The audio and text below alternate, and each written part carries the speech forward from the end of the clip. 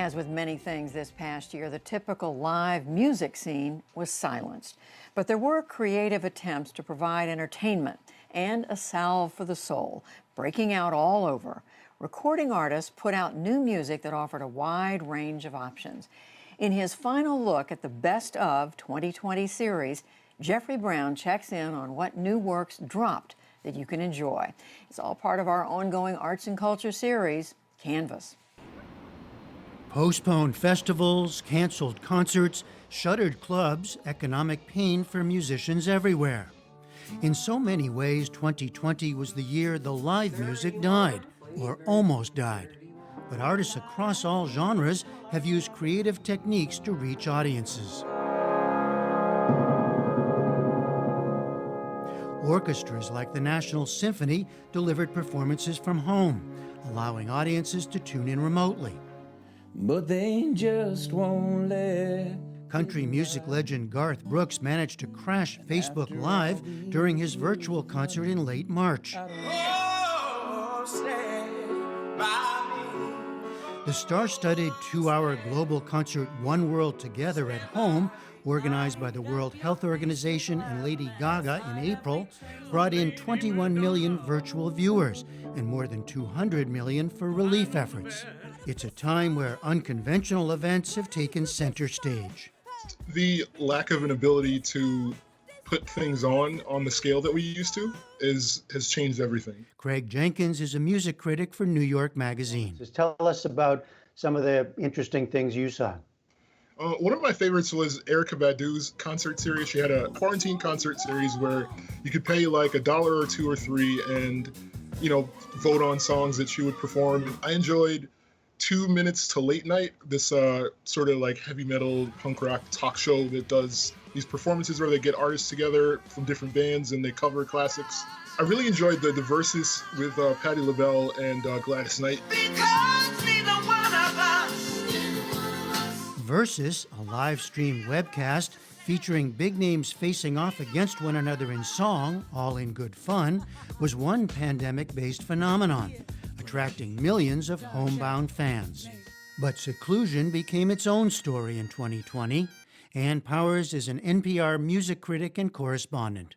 Well, live streaming has become a normal part of a music lover's life now. Whether you are an opera fan and you're watching huge, beautiful productions from the Metropolitan Opera, which were, pre-recorded, or you like your local singer-songwriter who is getting on a platform like Stage It every Friday night, or Facebook, and playing a few songs, chatting with fans. And so-called quarantine albums captured the moment.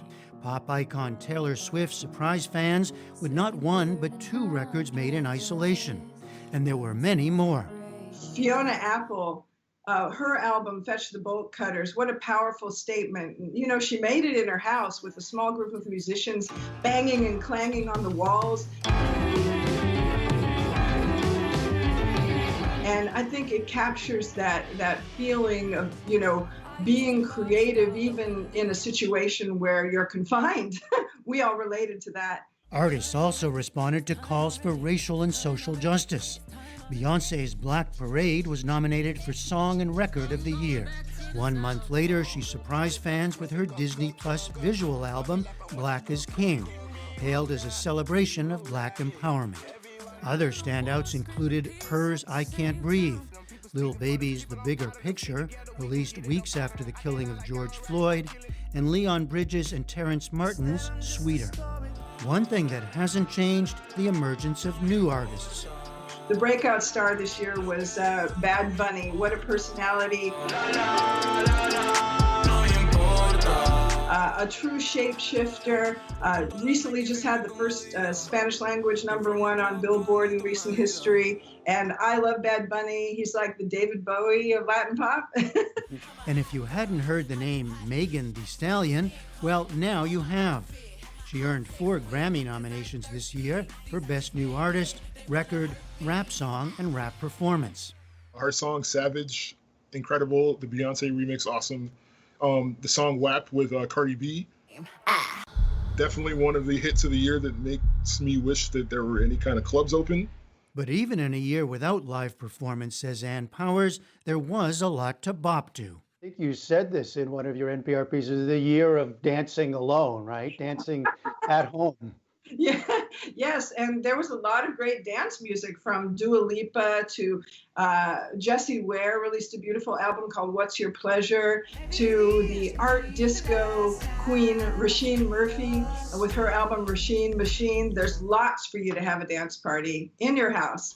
For international artists, grabbing the attention of U.S. fans came with its own hurdles. I really enjoy the BTS single Dynamite. With their world tour postponed, South Korean pop sensation BTS released its first all-English single in August. It's hard to make that stuff, and it's hard to make it sound smooth, and I'm really excited to hear what they do in the future. So yeah, the field's wide open right now, it feels like. In a hectic year, the absence of live music brought special attention to records challenging the new normal. The English collective SALT had the best record of the year. They actually released 2 records. And this, again, we were talking about protest music. It's this amalgam of funk and hip hop and jazz, and really captures the moment of change that we're living in. Like a wave that crashed and melted on the shore. The young rocker Phoebe Bridgers, she has just come into her own with her album Punisher, and that was another highlight of the year. How about best albums of the year? What are your picks? I enjoyed the Mac Miller album, the posthumous record, Circles. It's bittersweet when you see someone sort of take a left turn and start to really understand their artistry in a better way, and then you don't get it anymore. This singer-songwriter, Adrienne Lenker, who is from the band Big Thief, she is a great indie rock singer-songwriter, who snuck off into the woods. She had a breakup, and she was trying to, clear her mind, and instead she just started making this beautiful music, and it ended up being one of the greater albums of the year. But for many musicians, 2020 has been dire. According to a survey from Music Workers Alliance, roughly 3/4 of musicians and DJs have lost more than 75% of their income during the pandemic. Some help is on the way, including $15 billion in dedicated funding to performance venues in the new COVID-19 relief bill. I do think that people want to be around other people, other bodies absorbing music. Maybe there's a greater awareness of musicians as creating something that we need to support and not just appreciate. Support will be necessary. With vaccines starting to be distributed, there is hope that by the summer we can hear the music again, live and in person, with concerts and festivals back on. For the PBS NewsHour, I'm Jeffrey Brown.